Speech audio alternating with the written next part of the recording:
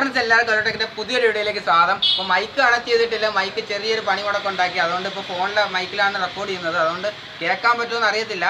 ഇന്നത്തെ നമ്മുടെ വീഡിയോ എന്ന് പറയുന്നത് നമ്മളൊരു 4x4 ജീപ്പുകളൊക്കെ അല്ലേ, അതിൻ്റെ ഒരു RC മോഡൽ, ഒരു കളിപ്പാട്ടം എന്നൊക്കെ പറയാം, അതാണ് നമ്മൾ ഇന്നത്തെ വീഡിയോയിൽ സെറ്റ് ചെയ്യാൻ പോകുന്നത്. ഒരു അൺബോക്സിംഗ് ആണ്.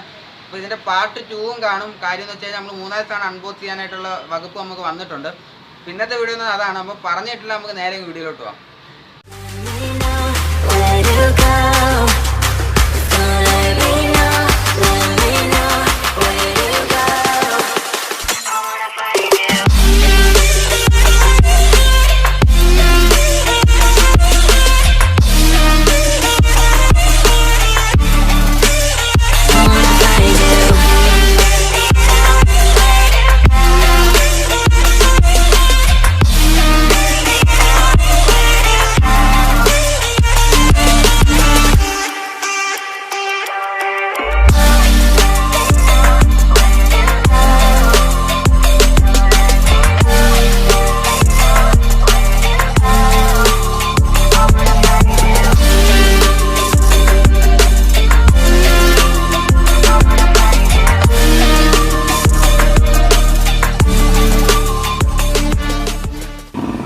നമ്മളിത് അൺബോക്സ് ചെയ്യാൻ പോവുകയാണ്. അപ്പോൾ അഭയ് ആയിരിക്കും ഇതിനെക്കുറിച്ച് ഡീറ്റെയിൽ ആയിട്ടൊന്നും എനിക്ക് അറിയത്തില്ല.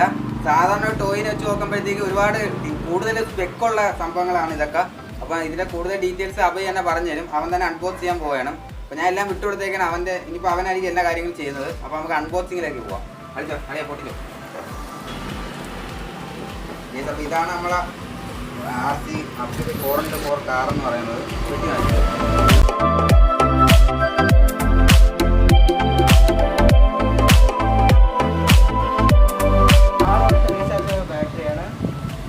അതിൻ്റെ റിമോട്ടിൻ്റെ ബാറ്ററി 2A സൈസാണ്. പിന്നെ 3 തൊട്ട് 4 മണിക്കൂർ വരെ നമുക്ക് അതിൻ്റെ ബാറ്ററി ചാർജ് ചെയ്തിട്ടാണ് ഉപയോഗിക്കേണ്ട. ബാക്കിയൊക്കെ അതിൻ്റെ പവറിനനുസരിച്ചിരിക്കും. അപ്പോൾ നോക്കാം. ഇതൊക്കെയാണ് നമ്മൾ അൺബോക്സ് ചെയ്യുന്ന സമയത്ത് ഇതിൻ്റെ കൂടെ കിട്ടുന്ന സാധനങ്ങൾ. ഒരു റിമോട്ടറൊക്കെ നല്ല സ്മൂത്തായിട്ട് അവിടെ ഇരിക്കുക. ഇങ്ങനെയൊക്കെ സംഭവങ്ങളൊക്കെ ഉള്ളത് അതെല്ലാം നമ്മൾ പറഞ്ഞു തരും. പിന്നെയുള്ള നമ്മളെ കാറ്, ഇത് സത്യം പറഞ്ഞാൽ നമ്മൾ അത് പൊട്ടിച്ചതായിരുന്നു.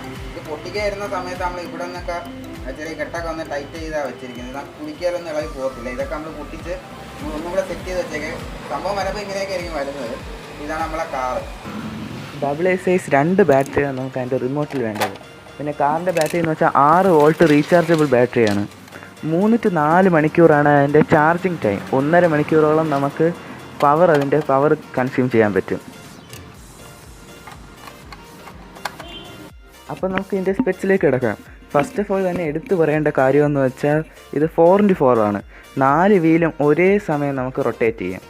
അപ്പം നമ്മുടെ ഓഫ് റോഡ് വെഹിക്കിൾസിനെയൊക്കെ പോലെ നല്ല പവറായിരിക്കും. നമുക്ക് അപ്പം തന്നെ ഊഹിക്കാമെന്നുള്ളതേ ഉള്ളൂ. പിന്നെ ഓവർ സൈസ്ഡ് ടയേഴ്സാണ്. ഹൈ സ്ട്രെങ്ത് ഷോക്ക് അബ്സറാണ്. ഇതൊക്കെ കേൾക്കുമ്പോൾ തന്നെ നമുക്കറിയാം നമ്മുടെ താറിനെയൊക്കെ പോലെ ഓഫ് റോഡ് വെഹിക്കിൾസിൻ്റെ ആ ഒരു മോഡൽ ആണ് ഇതിൻ്റെ പവർ. ഫ്രണ്ട്സ്, അപ്പോൾ നമുക്ക് ഈ കാറിൻ്റെ അടുത്ത ഫീച്ചർ എന്താണെന്ന് നോക്കാം. ഈ റിമോട്ടിന് നടുക്കായിട്ടൊരു ബട്ടൺ കണ്ടോ? ഇത് ഡെമോ ബട്ടണാണ്. നമുക്ക് അത് എന്താണെന്ന് ഞാൻ വിശദീകരിച്ച് പറയുന്നില്ല. അതെന്താണെന്ന് നമുക്ക് നോക്കാം. ഞാൻ അത് പ്രസ് ചെയ്യുകയാണ്. ഞാൻ വേറെ ഒന്നും ചെയ്യുന്നില്ല ഫ്രണ്ട്സ്. കാർ ഓട്ടോമാറ്റിക്കായിട്ട് ഓടുകയാണ്.